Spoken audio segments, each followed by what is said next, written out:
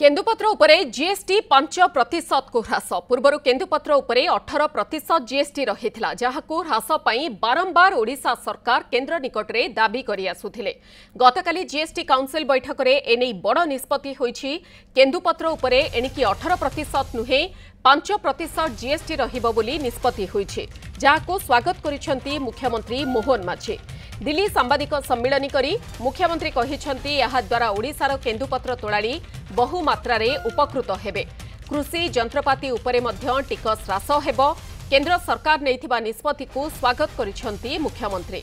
कहिसेंती एहा द्वारा मध्यवित्त परिवार बेसी उपकृत हेबे। सेस कमिबा ओडिशा पई स्वागतयोग्य पदक्षेप।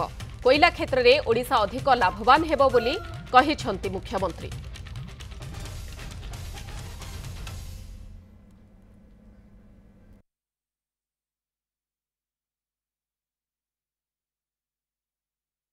ओडिशा पई गोटिए भल खबर जे जेहेतु ओडिशा रे ओडिशा को मुख्य राज्य केन्दुपत्र कारबार उपरे एथिरे केन्दुपत्र उपरे आपंकर ये जो 18% स्लाब रे थिला केन्दुपत्र ताहा 5% को ह्रास पाई।